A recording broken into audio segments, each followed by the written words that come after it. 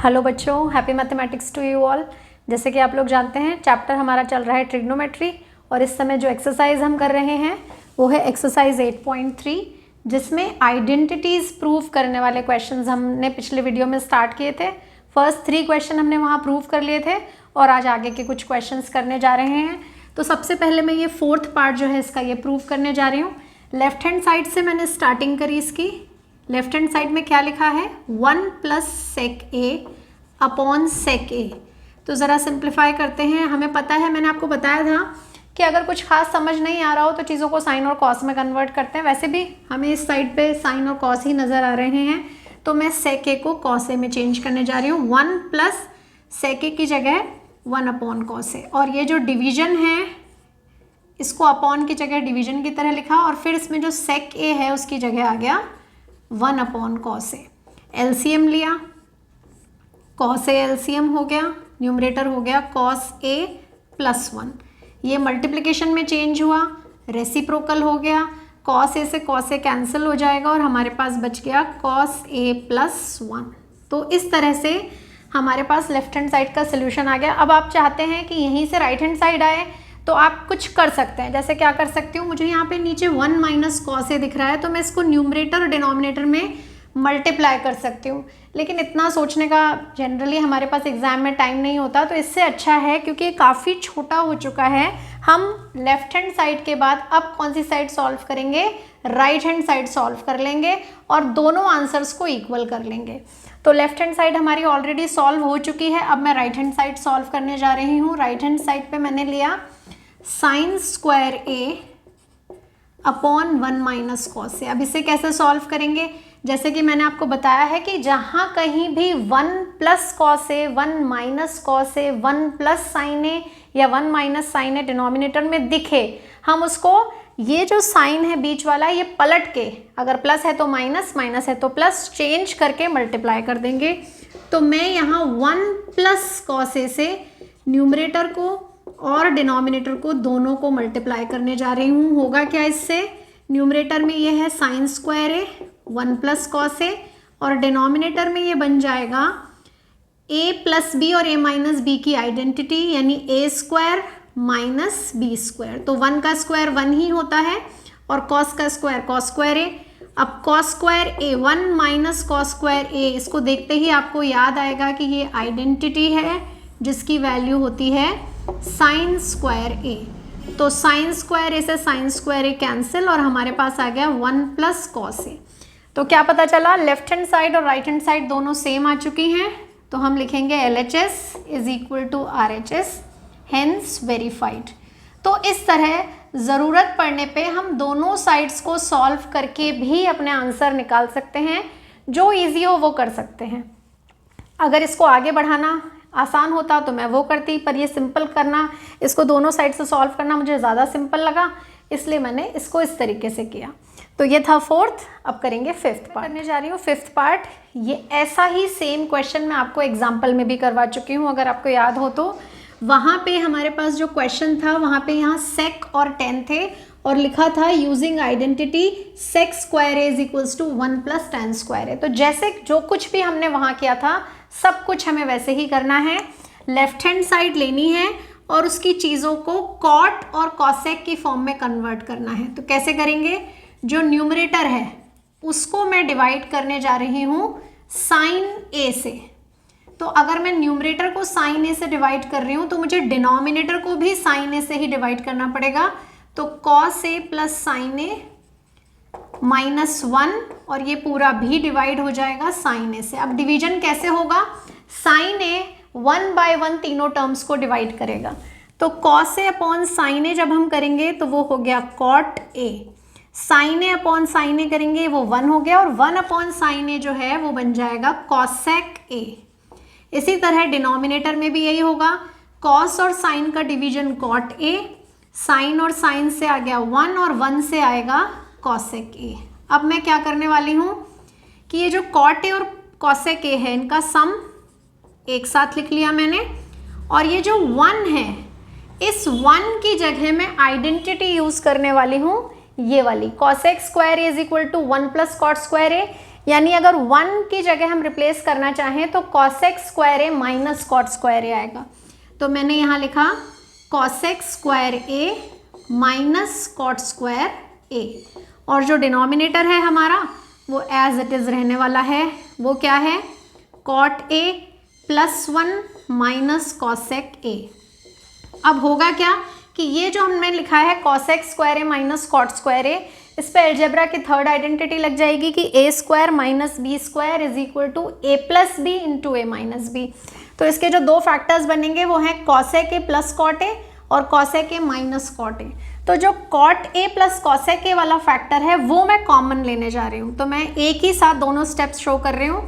मैंने cosec A plus cot A common ले लिया, तो कॉमन लिया तो क्या बचा? यहाँ पे तो यही था, तो इस पूरे को कॉमन ले लिया, 1 बचा। और वहाँ पे हमारे पास दो फैक्टर्स थे, एक सम का और एक डिफरेंस का। तो जो डिफरेंस वाला है वो बचा रह जाएगा, यानी cosec A minus cot A. तो अब हम साइन ओपन करके देखते हैं क्या क्या हो रहा है यहाँ पे।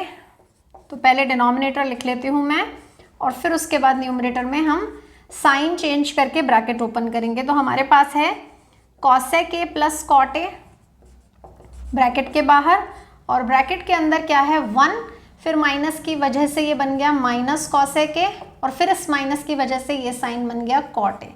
तो अब आपको नज़र आएगा कि नीचे जो कुछ भी लिखा है वो बिल्कुल इसी के बराबर है। मैं चाहूँ तो पहले 1 लिख सकती हूँ, फिर मैंने माइनस कॉसेक ए लिखा, और फिर मैंने ये जो कॉट ए है इसको लास्ट में लिखा। तो हुआ क्या कि ये दोनों ब्रैकेट बिल्कुल सेम हो गए, और इसलिए ये दोनों ब्रैकेट्स कैंसिल हो गए, और हमारे पास बचा रह गया cosec A plus cot A, जो कि हमें चाहिए भी था। राइट हैंड साइड में भी हमें यही दिया था।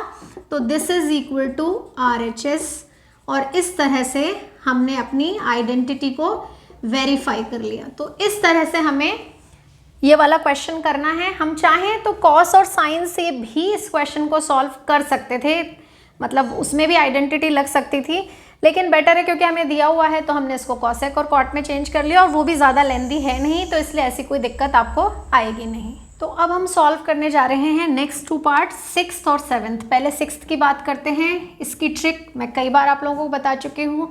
जब भी 1 माइनस साइन है डिनोमिनेटर में दिख रहा है तो हमें उसे 1 प्लस साइन है से न्यूमरेटर और डिनोमिनेटर दोनों को मल्टीप्लाई करना है। तो LHS लिया मैंने, और LHS में जो मेरे पास है under root 1 plus sine A upon 1 minus sign ए, उसे मैंने रूट के अंदर अंदर ही मल्टीप्लाई कर दिया 1 प्लस साइन ए से न्यूमरेटर में भी और 1 प्लस साइन ए से डिनोमिनेटर में भी। क्या फ़ायदा हुआ इससे कि न्यूमरेटर में ये बन गया 1 प्लस साइन ए और एक और 1 प्लस साइन ए, यानी 1 plus sine A whole square.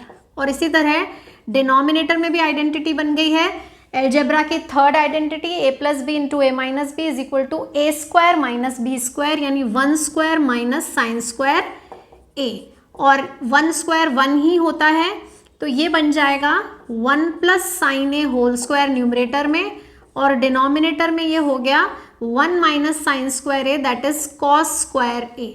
और ये जो स्क्वायर है और ये जो स्क्वायर है दोनों टर्म पे स्क्वायर है, तो मैं इस स्क्वायर को एक साथ क्या लिख सकती हूँ, 1 plus sine A upon cos A whole square. तो ये जो होल स्क्वायर है और ये जो रूट है ये एक दूसरे को कैंसिल कर देंगे, और हमारे पास बचा रह गया 1 plus sine A upon cos A, और ये जो रूट और स्क्वायर ने कैंसिल किया, इसके बाद जो डिनोमिनेटर में कॉस बचा है, क्योंकि हमें आंसर सेक और 10 में चाहिए, तो हम इस कॉस ए को दोनों में डिवाइड कर देते हैं, 1 अपॉन कॉस ए और sign A upon cos A. तो क्या हो जाएगा, ये 1 अपॉन कॉस ए सेक ए में कन्वर्ट हो जाएगा, और sign A upon cos A बन जाएगा 10a। और इस तरह हम लेफ्ट हैंड साइड से कहाँ पहुँच गए, राइट हैंड साइड में। तो काफ़ी सिंपल क्वेश्चन था, पुरानी ट्रिक है, बार बार बता चुकी हूँ, याद हो जानी चाहिए अब तक। अब हम आते हैं 7th पार्ट पे। ये भी सिंपल क्वेश्चंस में से ही एक है। न्यूमरेटर में sine theta minus 2 sine cube theta है, यानी साइन थीटा हम कॉमन ले सकते हैं, तो कॉमन लेते ही ये बचा 1 minus 2 sine square theta. Denominator में भी 2 cos cube theta minus cos theta है, तो मैंने कॉस थीटा कॉमन लिया, तो बचा 2 cos स्क्वायर थीटा -1। अब अगर आप ध्यान से देखें तो sine theta upon cos theta मिलके टेन थीटा फॉर्म कर रहा है और आंसर में हमें टेन थीटा ही चाहिए, यानी ये जो दोनों चीज़ें हैं ये कैंसिल होनी चाहिए, पर कैंसिल होने के लिए तो सेम होना ज़रूरी है। तो सेम कैसे करेंगे? तो सबसे पहले क्या किया मैंने, sine theta upon cos theta को टेन थीटा लिखा। अब सेम कैसे करने जा रही हूँ, दो चॉइसेस थी मेरे पास, या तो मैं साइन को कॉस में कन्वर्ट करूँ या मैं कॉस को साइन में करूँ। तो मैंने फर्स्ट जो न्यूमरेटर में साइन स्क्वायर थीटा है उसकी जगह लिखा 1 माइनस कॉस स्क्वायर थीटा, और जो नीचे की चीज़ है उसको एज इट इज़ रहने दिया।